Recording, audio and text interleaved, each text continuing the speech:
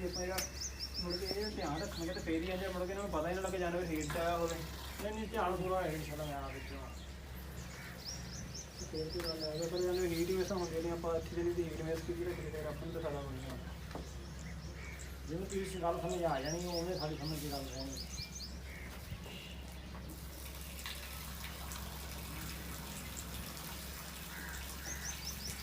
तो रात के लिए जो चक्कर चलता नजर आया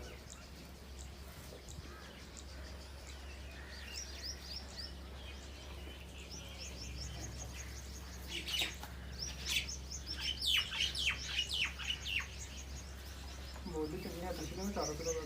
मैंने देख ली थी परसों हमें अंदर सटिया लगा दिया कितना अपन बाया बिचाना जो है ना भैन इन्हें सुई में कितना टाइम हो चलो 2 साल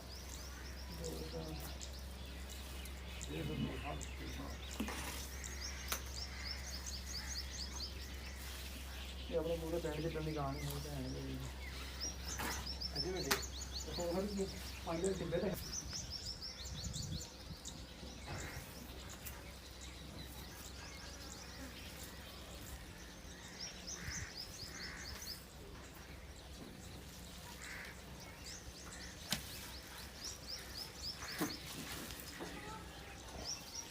थोड़े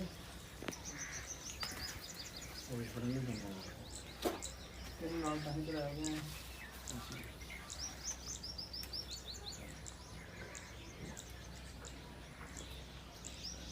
हाँ जी भाई हीट जो आती है पर पूरी खुल के नहीं आती इन्हें फिर अभी दवाई लावे तो दवाइयाँ लाने देखिए दिन बाद हीट आएगी फिर हाँ आस में जाएगी जी हाँ इन दवाई एक दिन ला दिन दवाई 2 दिन ला दिन दवाई 3 दिन ला दिन क्लियर करके फिर अभी बैठा सुबह में परसों दवाई में भाव हफ्ता लग जाएगा जिन तक अंदर साफ होएगी क्लियर होएगी तो छड़ जाएंगे उसके बाद फिर हम दसो की करना चाहिए ਤੁਸੀਂ ਦੇ ਦੇਣਗੇ ਤੁਸੀਂ ਦਵਾਈ ਦਿਖਾ ਕੇ ਨਾ ਤੇ ਮੈਂ ਭਾਈ ਨਾਲ ਗੱਲ ਕਰਾਂਗੇ ਕੋਈ ਕਈ ਵਾਰੀ ਫਿਰ ਗਿਆ ਤੇ ਕੀ ਕੁਛ ਕੀਤਾ बस आ रहे है 2 साल हो गए सुई में।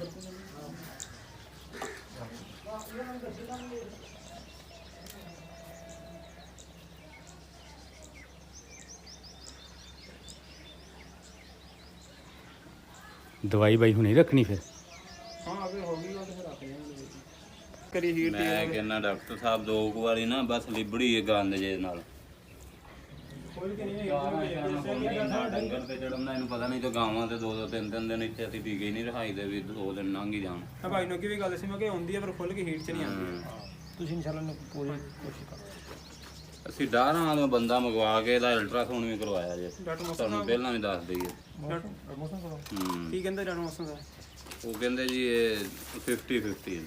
क्योंकि भाई ये ਇੱਕ होंगे ਗਾਂ ਸੀ ਸਾਡੇ ਕੋਲ अभी रहा जी मैं जिन्हें मन लग गया इंशाल्लाह काम हो जाता डॉक्टर ने मोहब्बत ना आख्या तो इंशाल्लाह काम ही ना कर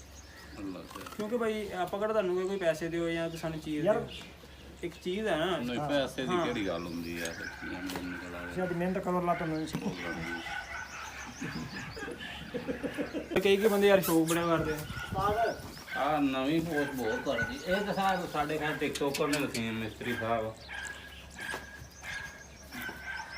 ਚੰਗਾ ਨਹੀਂ ਚਲਾਇਆ ਇਹਨਾਂ ਨੂੰ मैं नहीं कहा था सरकार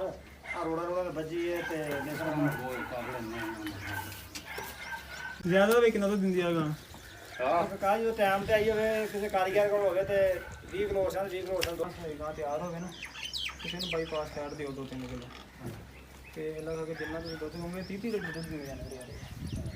8-9 ਕਿਲੋ ਦੁੱਧ ਦੇ ਵਾਸਤੇ ਤਾਂ ਕੋਈ ਸ਼ੈ ਹੀ ਨਹੀਂ ਯਾਰ ਆ ਡਿਪਟੀ ਸਾਹਿਬ ਕੱਲ ਰੇਜ਼ ਕਰਕੇ ਨਹੀਂ ਤੇ ਅਸੀਂ ਵੇਚਦੇ ਨਹੀਂ ਸੀ नहीं सरकार ਦੇਖਣਾ ਚਾਹੀਦਾ ਟੈਸਟ ਯਾਰ सच्चा कंपनी में गोली मार का सरकार से रखो फोड़ा ले आओ ਪਾਣੀ ਠੰਡਾ ਲਿਆਉਣਾ ਅਸੀਂ ये पहले ना डॉक्टर करूं दे आओ ये तो कहा है इंशाल्लाह इधर इंशाल्लाह कब निकले डॉक्टर कराएं किसी को लाओ ਹਾਂ ਬਾਜੀ ਅੱਛਾ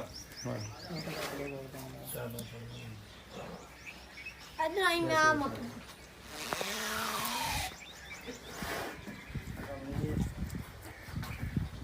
अब तो अगला वाला इधर पीछे था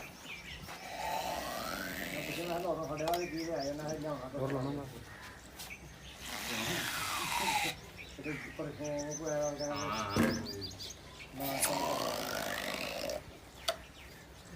ਬਸ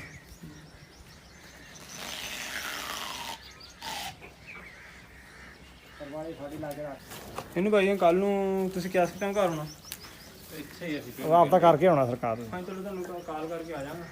ਡਿਪਟੀ ਸਾਹਿਬ ਨੂੰ ਕਾਲ ਕਰਕੇ ਆਉਣਾ ਹੈ। ਠੀਕ ਹੈ ਡਿਪਟੀ ਸਾਹਿਬ ਉਹ ਸਾਡੇ ਨਸੀਬ ਆ ਨੇ ਯਾਰ ਉਹਨੂੰ ਚੀਜ਼ ਹਾਂ ਤੇ ਉਹੀ ਕਰ ਜਾਂਦੇ ਹਾਂਜੀ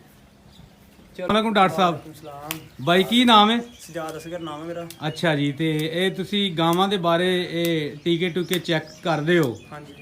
ਤੇ ਆਪਣਾ ਤੁਹਾਡਾ ਸੁਣਿਆ ਸੀਗਾ ਅਸੀਂ ਵੀ ਕਿ ਤੁਸੀਂ ਇਹਨੂੰ ਟੀਕਾ ਰੱਖਦੇ ਹੋ, ਤੁਸੀਂ 2 ਮਹੀਨਿਆਂ ਦੇ ਇੱਕ ਹਿਸਾਬ ਦਾ ਤੁਹਾਡਾ ਇਹ ਮੁੱਕ ਜਾਂਦਾ ਠੇਕਾ, ਜਦ ਤੱਕ ਇਹ ਮੱਗਾਂ